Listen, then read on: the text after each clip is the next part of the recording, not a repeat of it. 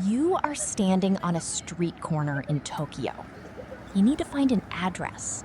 You have it written down. You copied it carefully from the website. It says Tokyo, Shibuya-ku, Daikanyama-cho, 173. You look around. There is no street sign. You look at the corner building. No plaque with a road name. You walk half a block. Nothing. You pull out your phone and type the address into Google Maps. It finds it, somehow, and draws a route. You follow it. You arrive. But you still have absolutely no idea what street you were on. Because in Japan, the streets don't have names. Not most of them. Not the narrow ones, not the medium ones, not the winding residential lanes that make up the overwhelming majority of Japan's urban fabric. The streets themselves are anonymous. What has a name, what the address system is built around, is not the street. It is the block. This is not an oversight. It is not an administrative failure. It is a completely different philosophy of how urban space is organized and how people find their way through it. One that has existed in Japan for centuries, that reflects something deep about Japanese spatial thinking, and that continues to baffle, enchant, and occasionally drive visitors absolutely insane. Today, we're going to understand it. Before we can talk about why Japanese streets have no names, we need to understand what Japanese addresses actually are, because they operate on a logic that is completely different from the Western model. In most Western countries, an address identifies a building by its position on a named street. 42 Baker Street. The 42 tells you where on Baker Street the building is.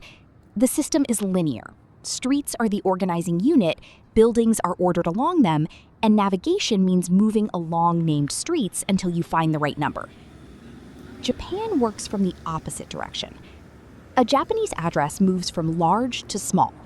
Prefecture, city, ward, or ku, district, cho or machi, block number, jome, lot number. The key units are the block, a bounded area of land surrounded by streets, and the lot, an individual plot within that block. Streets are the spaces between blocks. They are infrastructure, not addresses. They don't need names because nobody uses them to navigate.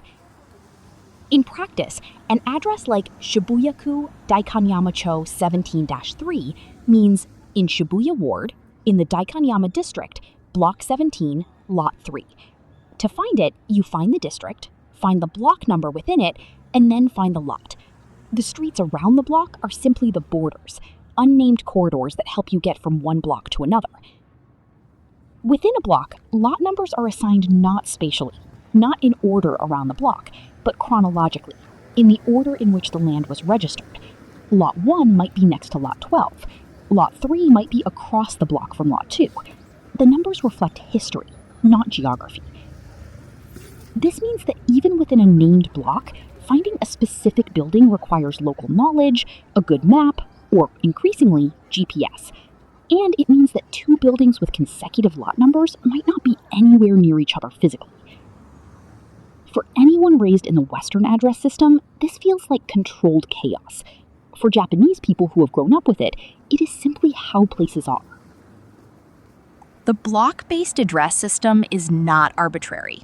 It has deep historical roots in the way Japanese cities were originally designed and governed.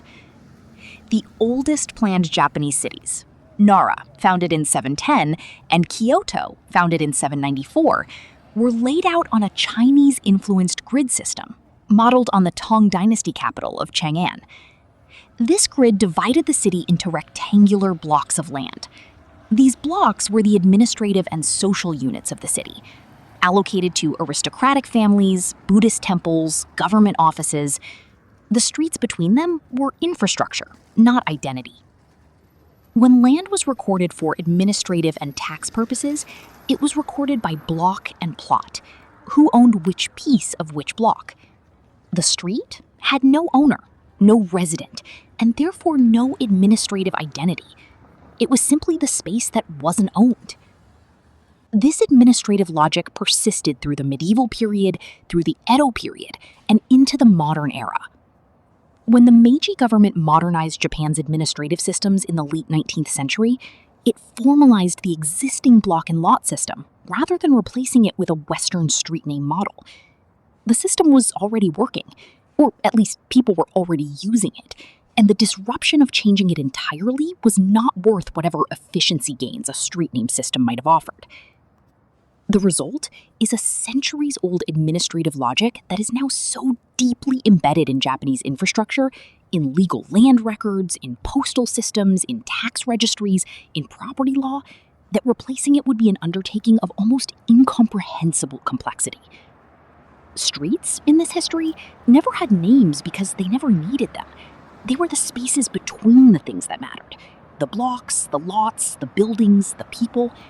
Naming the spaces in between would be like naming the gaps between bookshelves. This question gets asked constantly by visitors, and it is a fair question because the honest answer is, with great difficulty, local knowledge, and a lot of asking for directions.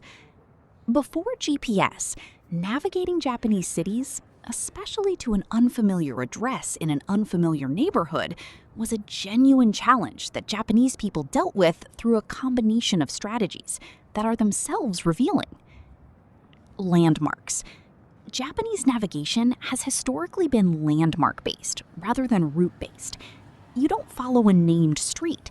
You go to the konbini on the corner, turn left at the red shrine gate, pass the elementary school, and the blue house with the potted plants is on the right. Directions in Japan are given this way, in terms of visible landmarks rather than street names. A generation of Japanese people carry in their heads a mental map made entirely of visual anchors. Maps at stations and intersections. In residential neighborhoods across Japan, small, detailed maps are mounted on poles at intersections, showing the surrounding blocks with lot numbers marked. These maps are oriented to the viewer's current position rather than to north, a different but often more practical approach to helping someone who is standing in one spot figure out where they are relative to where they want to go. Asking the police box.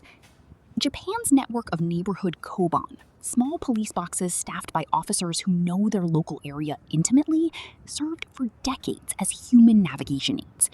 Giving directions was considered a core part of a koban officer's community role. If you were lost, you went to the koban.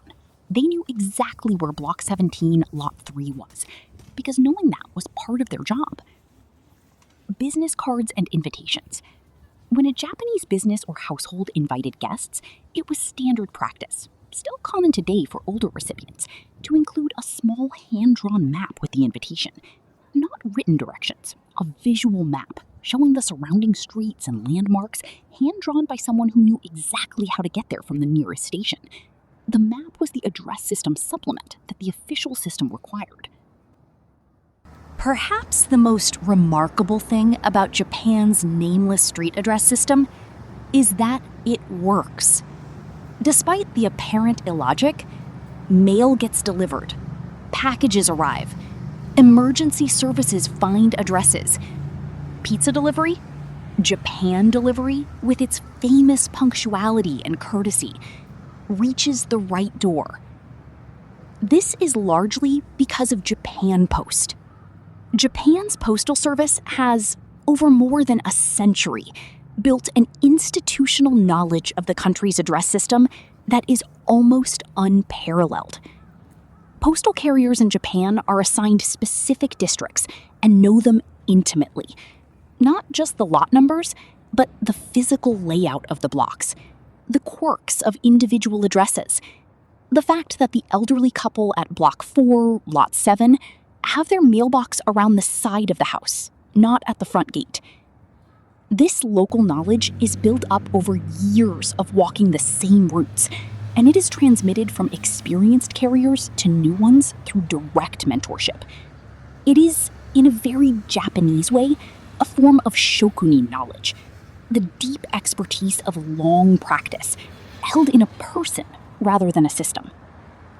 Japan Post also has one of the most sophisticated automated sorting systems in the world, capable of reading handwritten Japanese addresses in their full complexity, including the occasional ambiguities that even the block and lot system can produce, with high accuracy.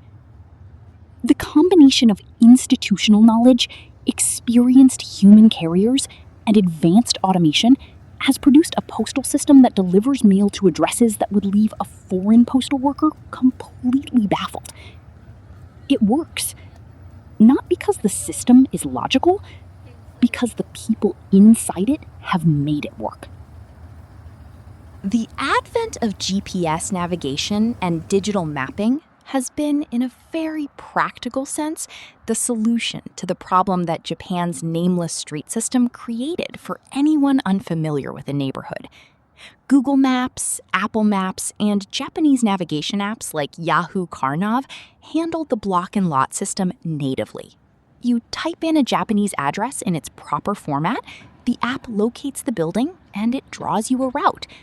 The streets, unnamed in the real world, are named in the digital map, which assigns reference names for routing purposes even when no official name exists.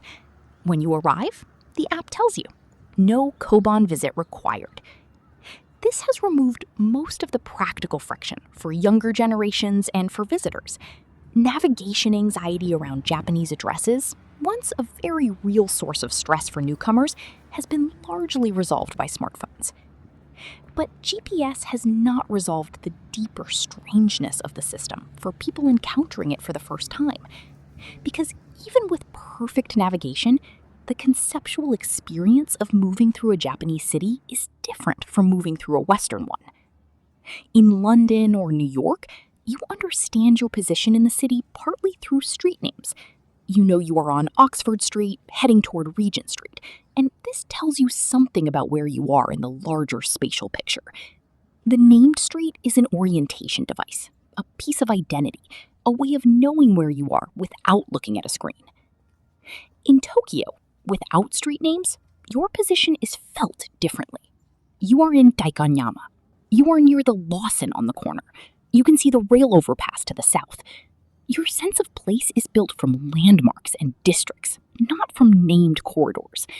It is a different spatial experience, more local, more particular, less abstractly gridded.